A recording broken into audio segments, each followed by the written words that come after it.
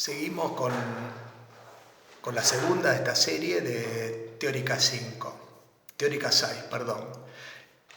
En lo que quedamos en la anterior, en esta idea de frivolidad, en esta idea de cuando una práctica del proyecto o un artefacto está constituido por perceptiva pura, tenemos una operación frívola. ¿Por qué es una operación frívola? Porque esa forma se constituye con normas, con reglas, con formas de hacer, con réplicas que están separadas, totalmente separadas de un sentido, que están separadas de un contenido, que están separadas de alguna manera de un significado, digamos, que en principio está en otro lugar y que no se conoce y que se ignora. Les voy a dar un par de ejemplos. Ahí puso Mariana una cantidad de gráficos y de fotos de Aldo Rossi. Les voy a dar un par de ejemplos de lo que serían operaciones grotescas, ¿no? de frivolidad, que es una aplicación frívola grotesca. Supónganse, vamos a dar dos ejemplos. El Monumento a la Resistencia, en Cuneo, ahí está. Es un cubo al que se entra con una escalinata, socavado, y cuando ustedes están en el interior hay una franja horizontal. Esa franja horizontal está mirando a un lugar que conmemora, que es el lugar donde se desarrolló la batalla que conmemora el monumento. Este objeto pregnante, este cubo, en realidad es fascinante desde el punto de vista de la forma y tiene su sentido del lugar en que está insertado. ¿Qué es una operación grotesca?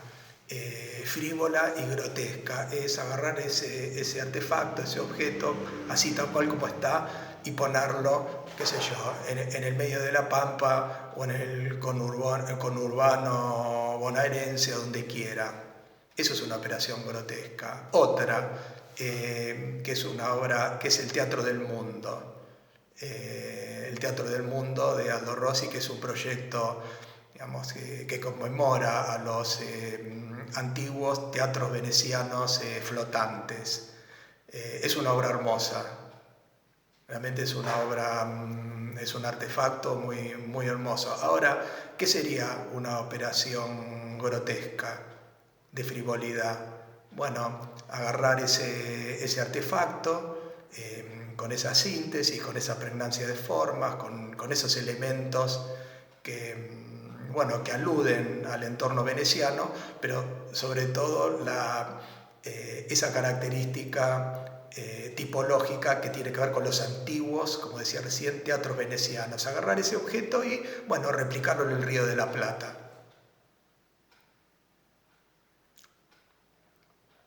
Replicarlo en el Río de la Plata sin tener idea del lugar en que se enunció, del sentido, del porqué. Entonces, esas son operaciones frívolas. Se las presento en modo grotesco para que se entienda qué es esto, qué quiere decir esto cuando se separa el significante, que es el artefacto, la cosa, del contenido, del sentido o de algún tipo de linaje teórico, que dé sustento a ese artefacto, algún tipo de linaje teórico que explique de alguna manera qué es eso.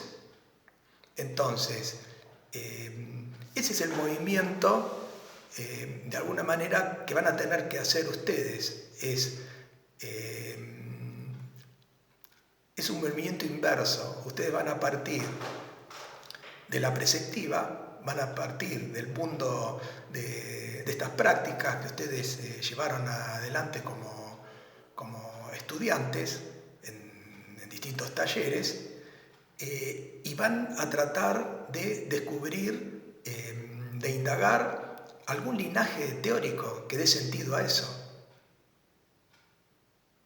¿Se entiende? O sea, van a tratar de buscar, de indagar vectores, vamos a llamarle vectores, o sea, líneas que apunten de alguna manera a algún referente teórico, algún campo de teoría que les ayude a entender eso que hicieron y que desarrollaron en una órbita limitada, que lo desarrollaron en una órbita de, como decíamos antes, de reglas y de normas y de por qué sí, y por qué se hace así. Entonces, ese es el sentido de este movimiento próximo que van a hacer ustedes en el trabajo práctico, que es la genealogía, la búsqueda, la indagación genealógica. La indagación genealógica lo que pretende en ustedes es un movimiento de su experiencia, es un movimiento de su experiencia en donde estallen de alguna manera el mundo preceptivo y técnico en que se formaron y en el que llevaron adelante esos trabajos y busquen algún linaje de teoría. Y cuando digo el mundo preceptivo y el mundo técnico, aprovecho ahora para aclarar que la técnica no tiene nada que ver, o sea, implica, pero no es solamente saber cómo es un ladrillo, o cómo se hace un cálculo de hormigón, o cómo se resuelve el encuentro entre una carpintería y un muro. Eso es técnica. Obviamente ustedes, digamos, tienen que tener saberes técnicos, pero la técnica también implica cómo resolver una planta, cómo hacer bien un baño. Eso es técnica. Cómo hacer un corte o construir una maqueta. Entonces, todo eso implican técnicas. Ahora, lo que le queremos decir que eso no es suficiente para su formación, que eso es una formación, limitada. Entonces, estallar la preceptiva y estallar la técnica no quiere decir que no sirve la técnica. No quiere decir que no sirve la técnica. Sí, lo que le quiero decir es que apuntando a una buena docencia se explica con teoría y técnica. No es necesario reglas u órdenes o generar acciones o prácticas porque sí, sin explicar. Entonces, una buena pedagogía implica para ustedes un aprendizaje de técnicas, pero en un marco de teorías. ¿Qué les quiero decir con eso?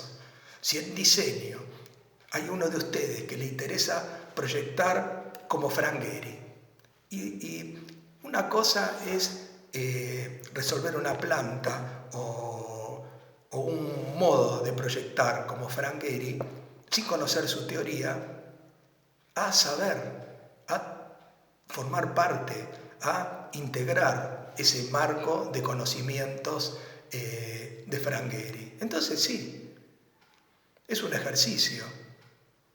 Entonces sí, de alguna manera es un ejercicio y bueno, puede ser pedagógicamente interesante, pero al menos ustedes saben lo que hacen.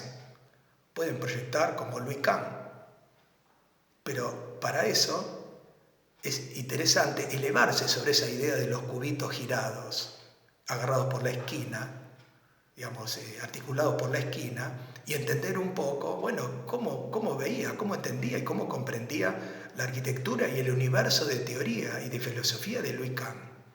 De eso se trata.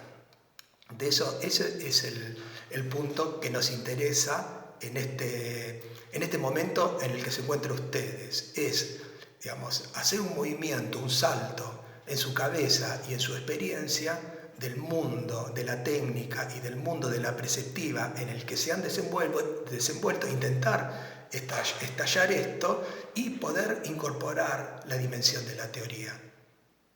Eso, cuando lo incorporen, es muy liberador, porque van a entender que el campo en el que se formaron es mucho más que una herramienta, es mucho más que una herramienta técnica. o modos de hacer o modos de resolver las cosas. Ese es el sentido de todo esto. Por lo cual ustedes pueden tomar la genealogía, transformar a la genealogía en una operación práctica que la van a resolver, o realmente tomar este ejercicio genealógico en su trabajo práctico como un movimiento que puede ser importante para su formación disciplinar y para su formación como personas. En este mundo donde la cultura dominante nos atraviesa por todos lados, es bueno que ustedes se pregunten a cada momento de dónde vienen las cosas. O esto que estoy haciendo, ¿de dónde viene? ¿Quién lo dijo? ¿De qué lugar? ¿Y por qué lo estoy haciendo? ¿Y por qué hago esto? Esas son las grandes preguntas que nos interesan que ustedes se planteen como estudiantes y como personas, como ciudadanos despiertos y atentos en este momento. Bueno, la seguimos y vamos a los grupos con estas ideas.